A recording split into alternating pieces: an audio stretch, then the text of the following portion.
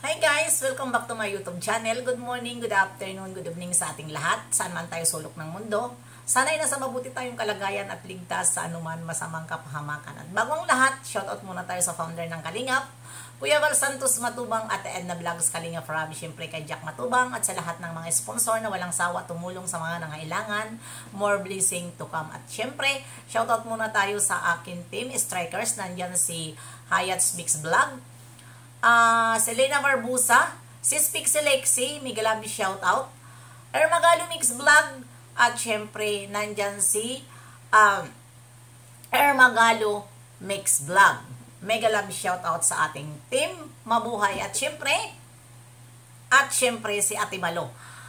Ayan, shoutout din tayo dito kay Tita Thankful, mega love shoutout, Tita Lydia, Sis Pixie Lexi, mega love shoutout sa inyong lahat. At thank you Tita Thankful sa walang sawa tumulong sa akin, at si Tita Lydia at si Sis Pixie Lexi. Andyan kayo na hindi nyo ako pinabayaan.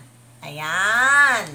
Ano ngayon ang ating reaction video? Dito nga tayo kay Rowinim, na ito ay mukhang noodles. Ano natin nasabi na siya ay mukhang noodles? Siya rin mismo nagsabi, di ba? Excuse me naman, ha? Kaway-kaway dyan.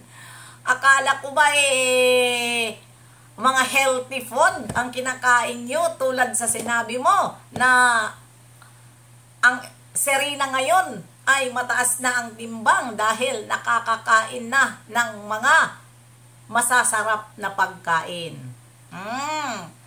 Ito lang ang masasabi ko sa inyo. Serena, kinuha nyo sa Kalingap, ay healthy at magaling. Magaling na manalita dahil nga nag-aaral. Tulad sa sinabi mo na mataas na ang timbang, ilang buwan na si Rina sa inyo. Ibig sabihin, si Rina ay dyan sa inyo nagkamalnourished. Diba? Huwag nyong ibabaliktad sa Kalingap dahil si Rina minahal yan sa lahat ng Kalingap, lalong-lalo na yung nandoon sa dait na nag-aalaga. Hindi lang si Roda ang nag-aalaga. Pag gusto nila Kuya Val na ipasyal ang bata ni Ate Edna, ipinapasyal nila, isinasama nila kung saan ang lakad nila para lang gumaling ang kanyang pangisipan. Dahil si Rina, yan ang giningit-ngit nyo sa akin na sinabi ko na may saltik, totoo naman, hindi na yan mawawala sa bata. Kahit anong gawin ninyo, hindi na yan mawawala. Ang kailangan ni Rina, alagaan ng mabuti, pakainin ng mga masasarap para maging maayos ang kanyang pangangatawan. Ngayon, dahil lagi nyo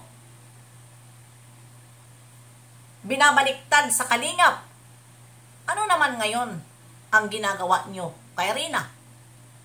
Diba, ibinablog nyo? Pinagkakakitaan nyo ang bata, araw-araw,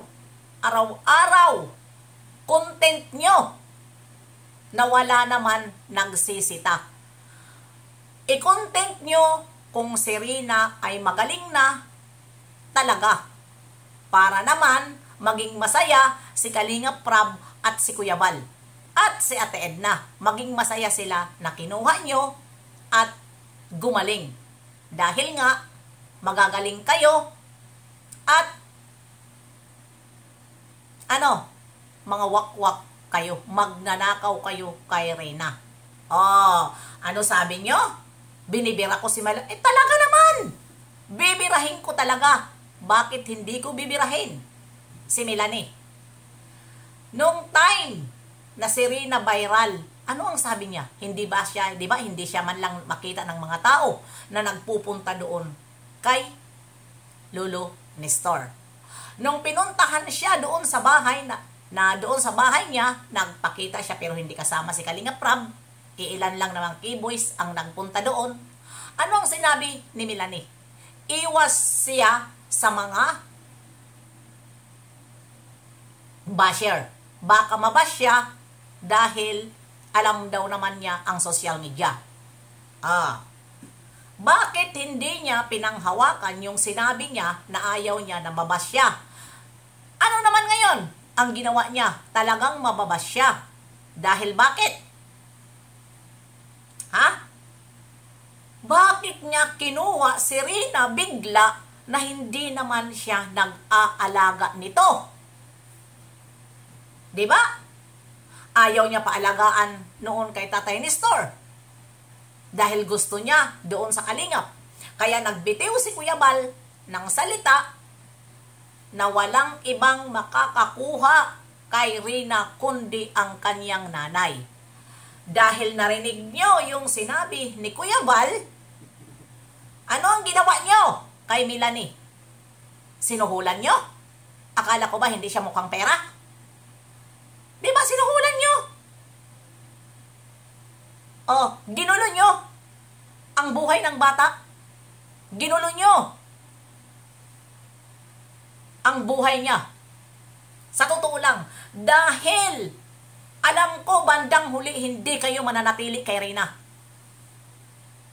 Hindi kayo mananatili. 100%. Ilan na ba ang kumuha sa Kalingap ng mga beneficiary ng Kalingap na binibitiwan ng Kalingap pero hindi nagwawagi sa inyo? Ibinibitiwan nyo dahil hindi nyo kaya. Dahil ikaw, Ruinim, nagkukunyari ka na sponsor ka, mayabang ka, mukhang noodles ka lang naman, hanggang noodles ka lang naman. Diba? Paano ko hindi masabi na mayabang ka?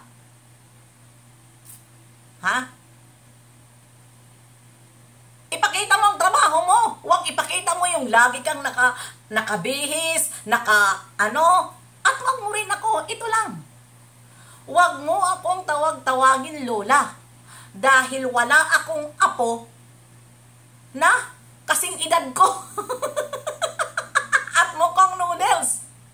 Dahil ang apo ko magaganda.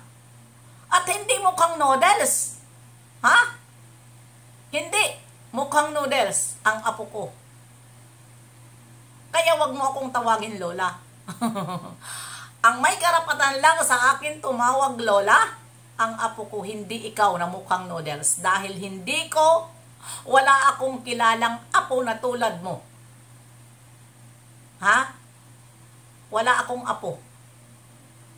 Hindi ko ipinagkakaila ang aking pagkatanda dahil nandito ako sa harap ng kamera at ipinapakita ko ang totoo. Hindi ako nag-i-edit at hindi ako kumukuha ng filter para lang sabihin na bata ako. Kayo, yung isa dyan, di ba, hindi nagpapakita. Ikaw, hindi ka nakakapag-live na wala kang filter. Di ba? Huwag naman masyadong filter. Baka pag makita ka sa personal, takbuhan ka ng mga unggoy. Sa hitsura mo na yan. Kaya Lola Noodles, sa palagay mo, bata ka? Di ba? Hindi ka na bata. Tingnan mo ang iyong sarili. Kaya huwag mo kong tawag-tawagin lola. Hindi naman masama tumawag ng lola. Di ba? Kasi respect yan. Pero, ikaw, tatawag sa akin na lola na mukhang noodles? No way. Sabihin ko sa'yo, ilang beses ko, sabihin sa'yo, na wala akong apo na mukhang noodles tulad mo. Ayan na nga. Di ba? Hindi kita mumurahin dahil hindi mo naman ako minora. Yung putang inang hasa ba yun? Hasa at tumboy, yan ang nagmura sa akin. Ako naman ay kapag hindi nagmumura sa akin, hindi rin naman ako nagmumura. Pero pag murahin ako, humanda ka at babalikan kita. Yun lang yun. Ipakita nyo si Rina yung magaling na. Huwag nyong pagkakakitaan. Tingnan nyo. Sa sobrang nyo, para lang kumita kayo. Pasayawin nyo sa TikTok. Pati yung posteso, nagsasayaw. Anong klase kayo? Di ba? At huwag kayong magkunyari na mga sponsor. Dahil ang tunay na sponsor at tumutulong, hindi ang bata ibinablog. Dahil hindi naman kayo mga charity vlogger ah. Charity vlogger ba kayo? Di ba? Sponsor lang kayo. Tumutulong kayo sa mga nangangailangan. Bakit nagkaroon kayo ng channel? At tapos, lalapit-lapit kayo sa mga charity vlogger kung sino ang viral, mag-i-sponsor kayo. Yun pala, may mga maitim kayo na balak. Di ba? Manggugulo kayo. Ganon ang style nyong mga sponsor na may channel. Real talk lang tayo dito. Ha? Real talk lang. Ayan na, hanggang dito na lang. Bye-bye, see you next live and upload. God bless sa ating lahat.